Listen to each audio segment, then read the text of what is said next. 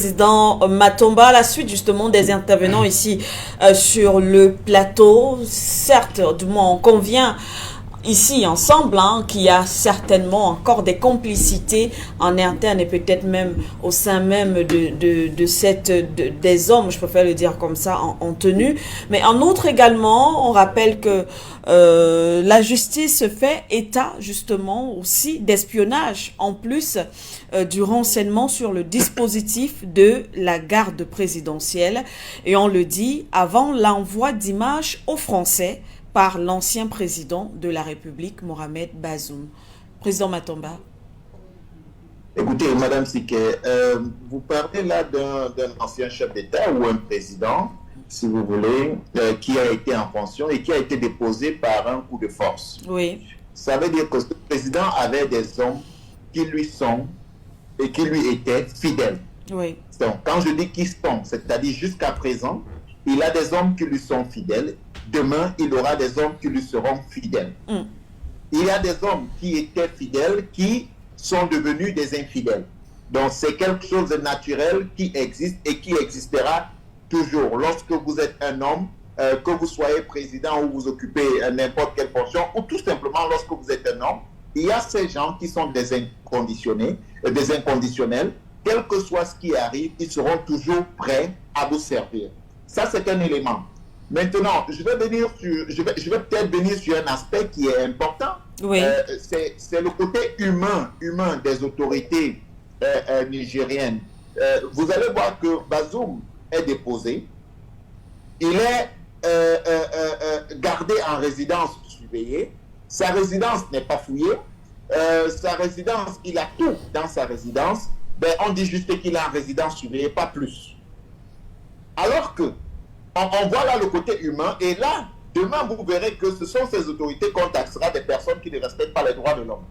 Mais on sait, aujourd'hui, d'une façon ou d'une autre, on a vu des coups pareils se passer en Afrique, particulièrement en Côte d'Ivoire. Vous avez vu comment est-ce qu'on a sorti le président Gbagbo, n'est-ce pas, de son domicile. Je pense que ces images sont encore dans les souvenirs de plusieurs Africains.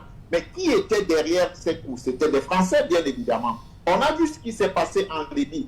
Bien que le guide Muammar Kadhafi n'était plus dans sa résidence, lorsqu'il a été capturé, on a vu ce qui s'est passé. Donc là, j'évoquais cet aspect pour parler du côté humain, n'est-ce pas, des autorités nigériennes. Sauf qu'à un moment donné, il faut intégrer le fait que Bazoum devient une distraction.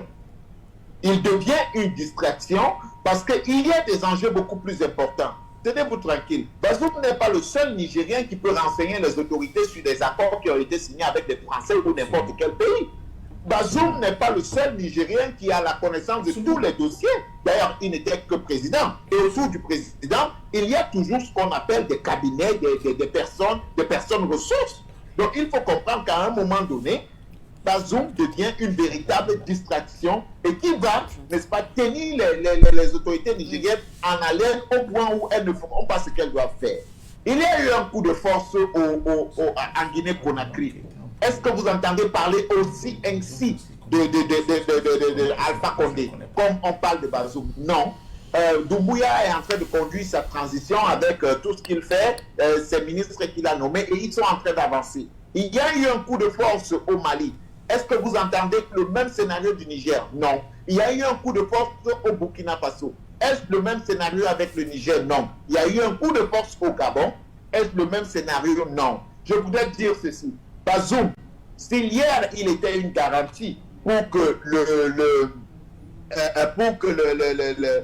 comment vous appelez ça, pour que les autorités nigériennes ne soient pas attaquées directement, s'il y a, il était une garantie, aujourd'hui, il ne l'est plus, puisque nous avons réussi à démonter et à démontrer aux yeux du monde qu'une attaque armée contre le Niger était une pure erreur et un désastre, une hécatombe qu'il ne fallait pas, où il ne fallait pas y aller. Et nous avons eu raison, parce qu'aujourd'hui, il n'y a plus, ce n'est plus à l'agenda. C'est-à-dire, si Bazoum hier était une garantie pour qu'on n'attaque pas le Niger, il est peut-être temps qu'on prenne ce monsieur, qu'on le mette en prison parce qu'il y a beaucoup de charges contre lui et qu'on avance. Vous voyez, vous gardez ce monsieur, il va, des situations vont se créer au fur et à mesure et elles vont vous occuper.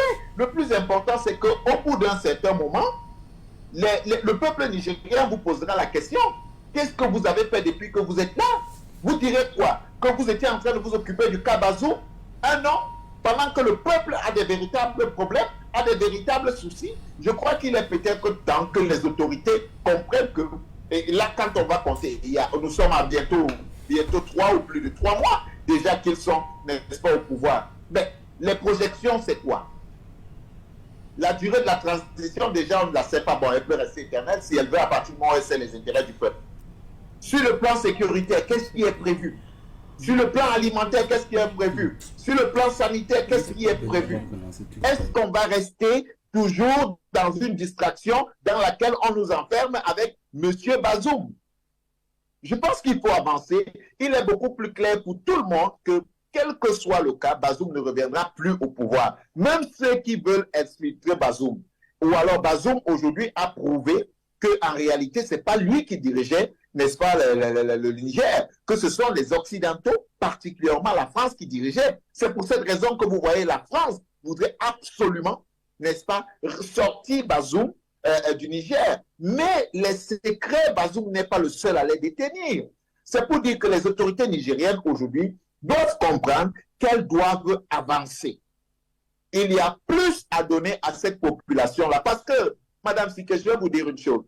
La population, bien qu'elle vous accompagne, c'est une population qui reste impatiente.